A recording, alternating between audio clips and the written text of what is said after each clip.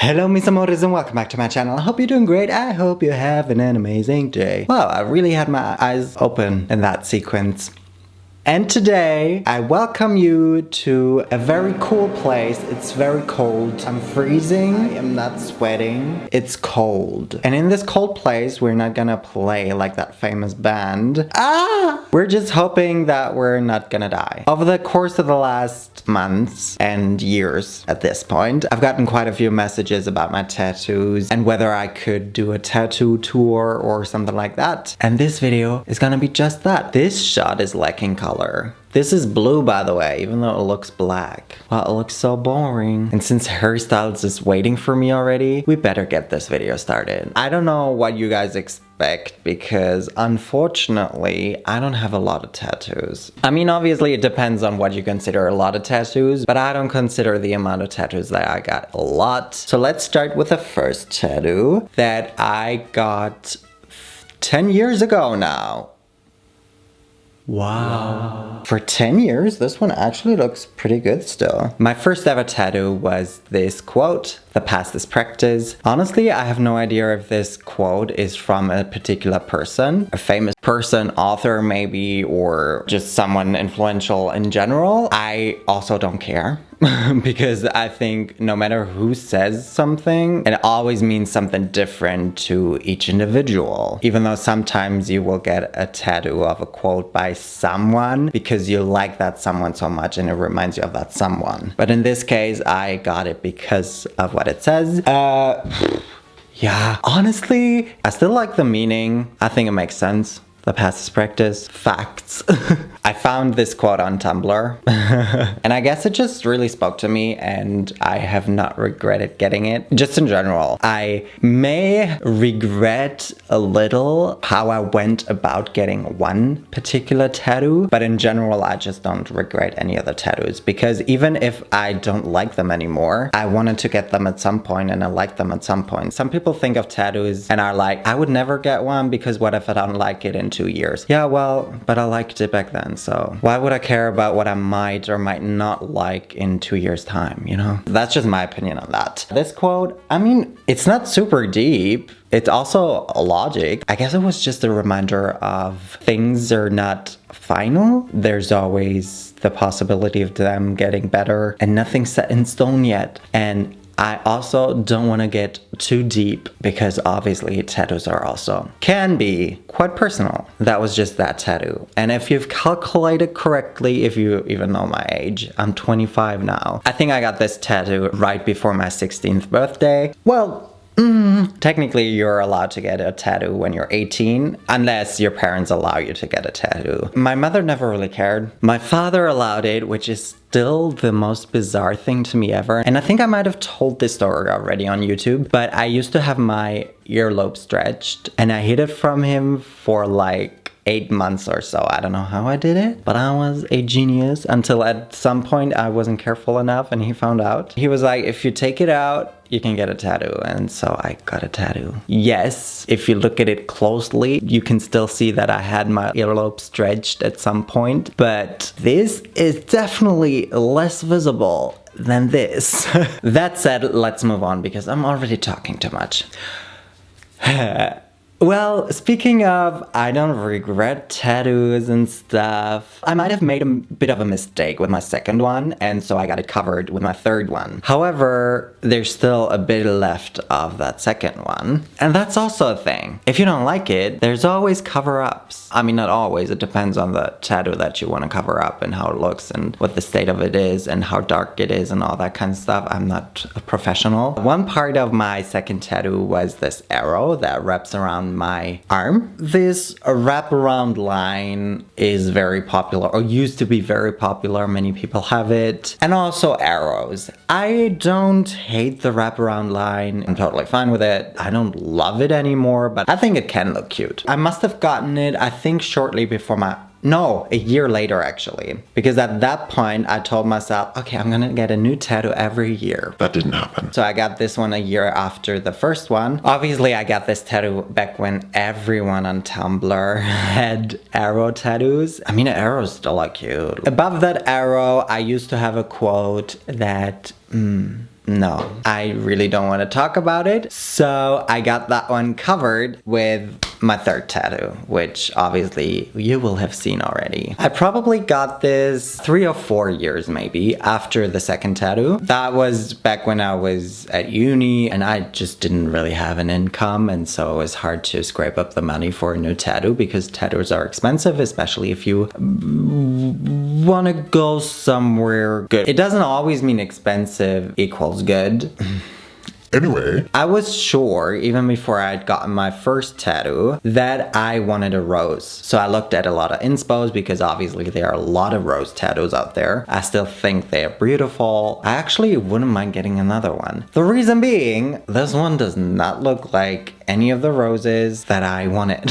I blame this tattoo on my social anxiety maybe, my inability to say no, my inability to speak to strangers, which has gotten a lot better, but which was definitely at its worst when I got this tattoo. The story is, I knew that I also wanted to cover up the quote, and I knew I wanted it covered up with a rose. So I went to a place that my sister recommended. I'm pretty sure she also knows one of the owners, and she got a tattoo there. She was so happy with it. So I went there thinking that I would get the best tattoo ever. I went there with all of my inspo pics that I printed out, said, I want to get this. Is it possible? He said, yes, that and that person, I've forgotten his name, can do that. That's his area of expertise. Just send another mail with your inspo and also your current tattoo that you want covered up. I think I can still find my inspo photos that I sent him, and then maybe you can compare it to what I got. I absolutely hate the petals. I don't know what the shape is. I just don't understand it. I hate that the petals are so big. I also hate that the rose is so big in general. That was basically my lesson. Past this practice, because you know how they always put on these stencils. Back then I thought, yes, it's quite big. Is it too big? Maybe take another look. Instead I said, yes, this is great.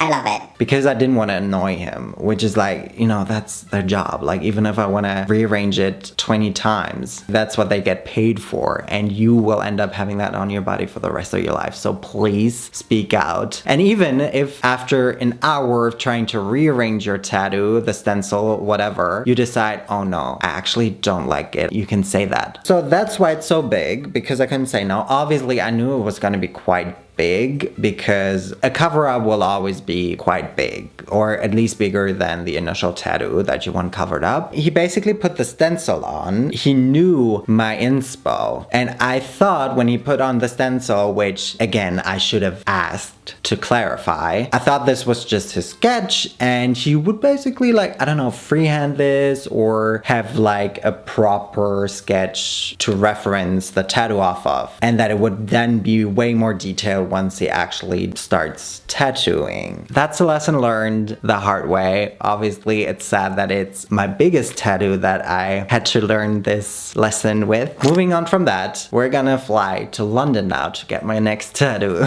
You guys know how much I love Spanish, so I just had to get a tattoo in Spanish, and I also am a very fear-ridden, anxiety-driven person. I'm just full of anxiety. Even though I think it has gotten better, I am able to say no now. Yeah, and basically it just means no fear without fear. Fearless!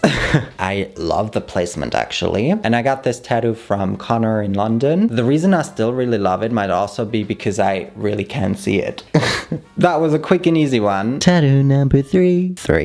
The next one. This one you guys have to know. If you don't know this, then you're not an OG to this channel because I dedicated an entire video to this one. This tattoo I kind of designed myself and then went to Hamburg to get it done by someone that now I'm contacted on Instagram, and he was really nice. This one was inspired by a photo of Kiana Lede, who I love obviously. I didn't pay attention to her being recognizable because I just love the pose and the hair so much that I didn't care if she was recognizable or not. Now looking at it, it's been 3 years. I think it needs a bit of a touch up, and I also would want to get this not fixed, but just like freshened up. by my new favorite tattoo artist to also tie that in with my two newest babies because I love the style of them so much. And these are the tattoos that we're gonna talk about now. I got them last December and I still love them so much. The tattoo artist is Lisa, or on Instagram, Club Garçon. French. I don't speak French. She does though. She is French. I've been wanting to get a tattoo from her for years before that because I love her style so much. I'm still obsessed. If that weren't a bit weird, I would have my entire body covered in faces drawn by her. I think I really enjoy not only the super fine lines, this is so well done, but I also really enjoy the way she blacks out different parts. And I'm thinking about what else I want her to put on my body. And I'm still so happy with these ones. Everyone that I show these tattoos to prefers this one, which I know it's not a competition. It's that one.